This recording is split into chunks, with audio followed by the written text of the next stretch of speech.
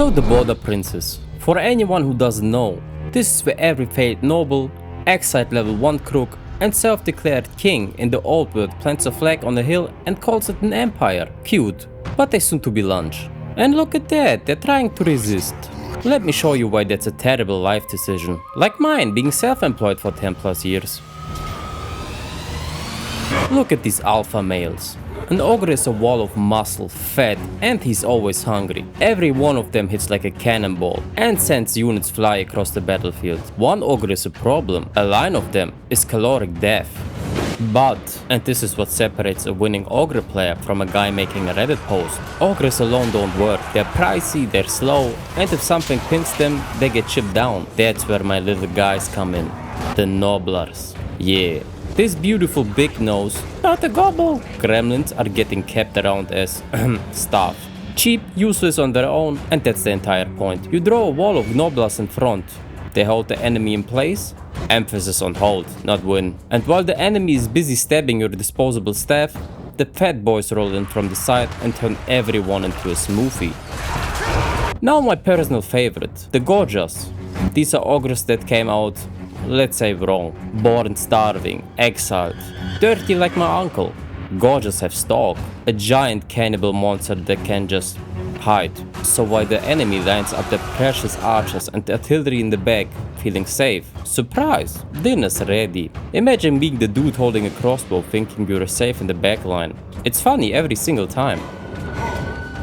Alright, Skrag himself, officially, the prophet of the Great Maw, unofficially, a cutie patootie with cleavers for hands. And the mechanic is beautifully on brand. The more he butchers, the more bloody meat goes into the cauldron, the more the Great Maw blesses us. On the map he gets a movement bonus, as well as better butchers and nastier gorgas, which will have plenty of enemies to feed from. On the topic of feeding, feed the algorithm with a like and a subscribe. Please, I'm starving. Ogres are mercenaries, sell swords. The whole culture is pay us and we'll eat your problems. It can go two ways. Number one, drop a camp and some rich empire noble is hiring you guys, making you some money. Or number two, your neighbors can hand you contracts. Kill this guy, sack this town, destroy the city, do it, collect gold and get better relations. The contracts are fine. But for early on it's nice. Free money and the free to-do list is free money and the free to-do list. I'll take it.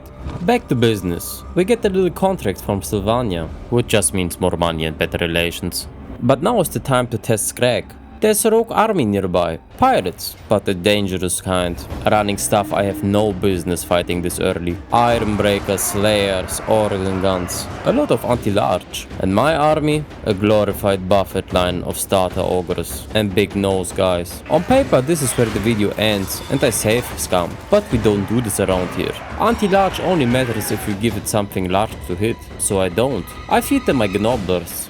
These little guys aren't large, yeah okay, maybe the noses. So all the lovely anti-large damage does about nothing. And while the slayers are busy mulching my disposable interns, the ogres roll the flank and the scary anti-large army becomes an army that gets eaten. Sartosa slides into my DMs with a contract to go wreck the neighboring settlement.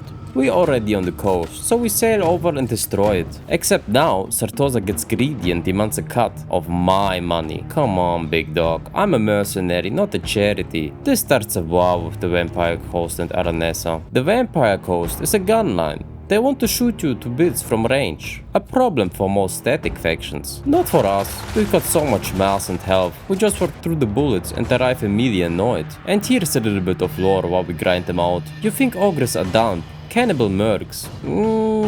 Not quite. Originally they were a science project, by the old ones, engineered for one job, a race big enough to punch chaos in the face and win. But then a big giant dwarfs comet, the Great Maw, slammed into their homeland, boiling away 2/3 of them, and cursed the rest with a hunger that never stops. Speaking of things that never stop, we conquested hard against the coast. So hard in fact, we gained the best hero mount in the game, the hunter on a stone horde.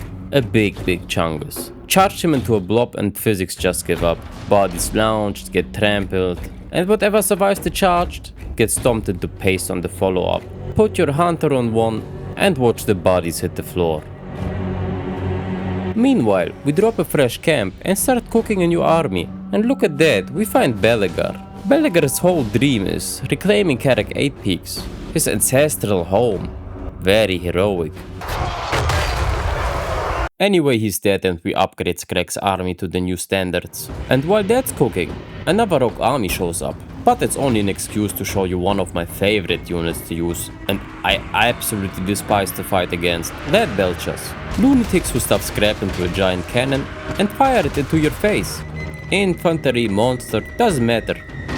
Anything in range gets deleted.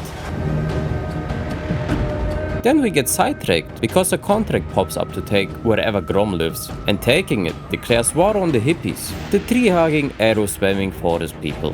The plan's simple, the big tree becomes a toothpick. Matchup-wise, they're all speed and archers, and no spine. They hate getting caught. And Ogres, despite their size, are weirdly good at that. Mostly though, this war is a free gym. We use them to juice up our troops for future battles. Quick housekeeping. We sell a chunk of land to the funny talking rat. Why give up territory? Ogres can't even build a real city. Anything we capture caps at tier 3. Except our camps. And we don't care. Ogres aren't settlers. We're a wandering horde. Home is wherever the food is. Real estate is only for rich people.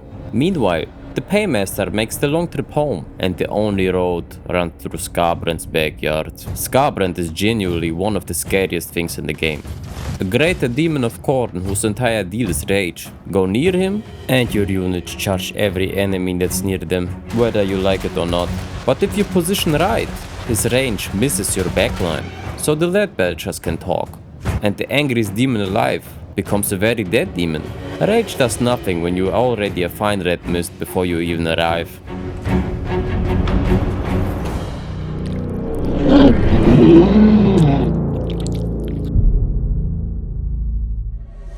Home sweet home, except home is currently stinky. Nurgle armies are dug into my mountains like an infection, so let's talk about this matchup, because Ogres versus Nurgle is a nasty one. Nurgle doesn't try to kill you fast, Nurgle doesn't do fast. His whole army is slow, tanky and disgustingly hard to put down. Units that regenerate, poison that grinds your stats into the dirt, and demons that just refuse to leave.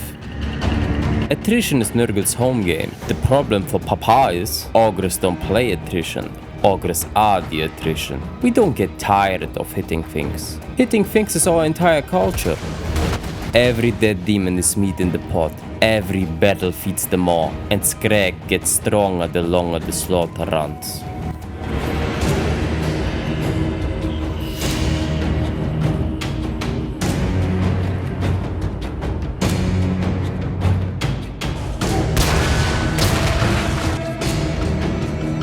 I love the Ogre soundtrack, I love the Ogre soundtrack, I love the Ogre soundtrack.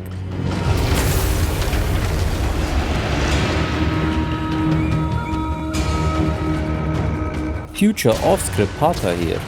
You know, I wanted to film like how Tamurkhan always dies, but the replay kinda just killed us there. But you know, we have like 3 or 4 Tamurkhan kills now. Watch the other videos. You know where to find them. Thank you for watching. See you on the next one.